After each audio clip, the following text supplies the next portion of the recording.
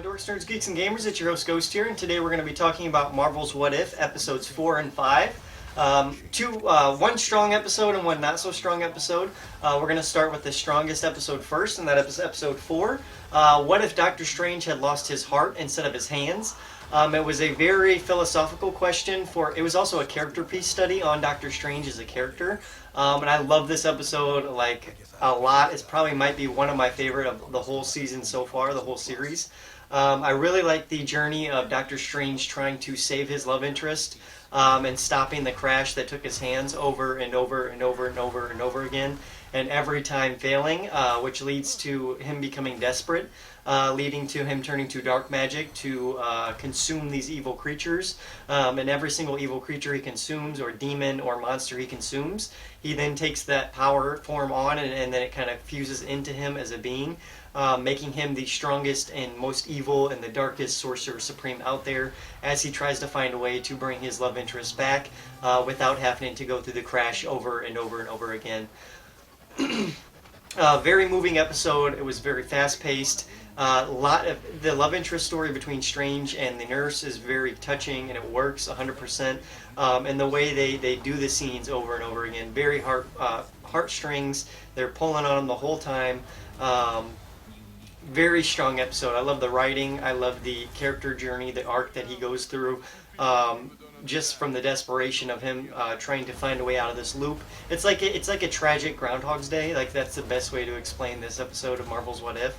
But yeah, it worked really well. Eventually he loses control of his dark side and brings her back, leading to the destruction of the whole multiverse, his whole universe as one.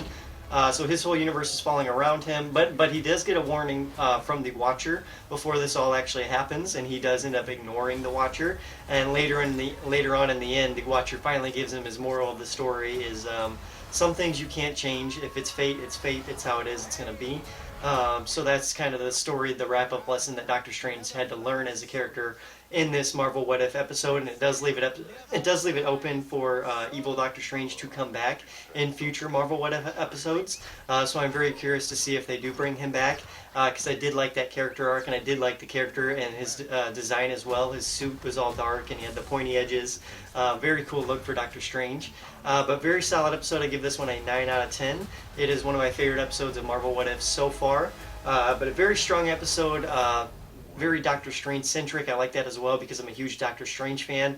The thing that I didn't like was we didn't get a whole lot of different Marvel characters. This was very Doctor Strange heavy, but that was cool as well because I think it really worked in its favor, the story they were trying to tell. Alright, moving on to the next episode. This one not as strong. This is Marvel's What If Zombies. This is the episode we've all been waiting for, but unfortunately it did not turn out the way the fans kind of wanted. It was kind of a jumbled mess of a story, but we did get Spider-Man in this episode. His appearance, we get to see Ant-Man, head version of Ant-Man in a jar, very Futurama-esque, callback to Futurama. We got to see a bunch of really cool things in this. We start off with Bruce Banner crashing into the Sanctum Sanctorum. They're very much the same way he did in Infinity War, but this time he gets saved from the Black Order from the Avengers, but it's not the Avengers. These are zombie versions of the Avengers, and they go overboard. That's the one thing that did throw me up through a loop a little bit while watching this episode, was the violence. To see this on Disney Plus and to see heads getting cut off with portals, and to see them actually pulling the skin, and you can see it in their teeth and stuff like that. It was very, very surprising to see this on a Disney Plus service, but I'm glad they went that route to do the respect that the Marvel Zombies kind of needed to tell the story they needed to tell. And I think in the long haul, it does pay off to make the zombies portion more memorable as an episode whole.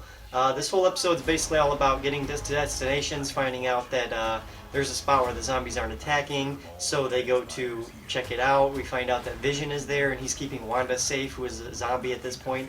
And he has been feeding Wanda like parts of Black Panther and parts of the other Avengers, I assume, and other people as well. So it's a very, very dark episode, but it's kind of what you expected with an episode called Marvel Zombies. So it works 100% with what they're trying to tell, but like I said, it's jumbled because they tell the origin story of the zombies, which is Hank Pym and Janet Pym, go to the quantum realm. She gets sick whenever he tries to save her from the quantum realm. He brings it back with them. That's when Ant-Man gets attacked, and then Janet the Wasp basically has to take the mantle of the leader of the Avengers and stop these Marvel zombies. The standout moments here is the team that was assembled. It's a very cool team. You got Okoye from Wakanda. You got Black Panther, who was on the team. Eventually, he's not on the original team, but we got Okoye. We'll start with the original team. Okoye, Winter Soldier. You've got Spider-Man, who is on there. You've got Sharon Carter. Happy Hogan makes an appearance in this episode. A very funny moment. Happy Hogan steals his scenes. He's got an Iron Man glove on and he's saying blam, blam, blam as he's shooting all these zombies. Very hilarious. He ends up getting killed. But it's very tragic as well because they are killing off a lot of these characters that you know to love through the MCU. And they're doing it nonchalantly. Like they do not even care that Happy Hogan dies.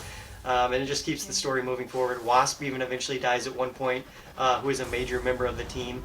And she turns giant to sacrifice herself for the team's betterment overall.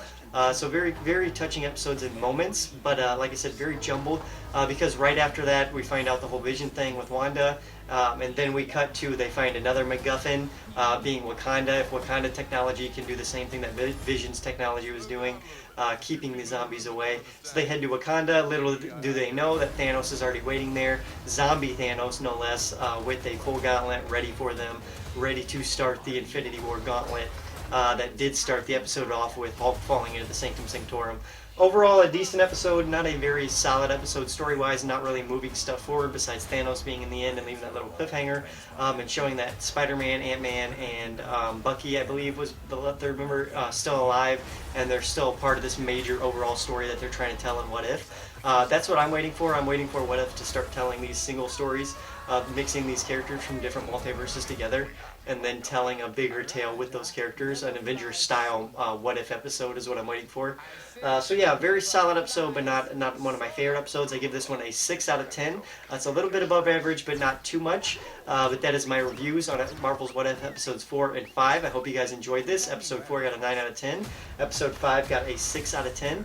But two very solid episodes. I cannot wait to see what they have for episodes 6 and 7 for the series and see where it's going from here. Because it does look like they are starting to assemble these characters from different timelines and putting them into one timeline for one solid story.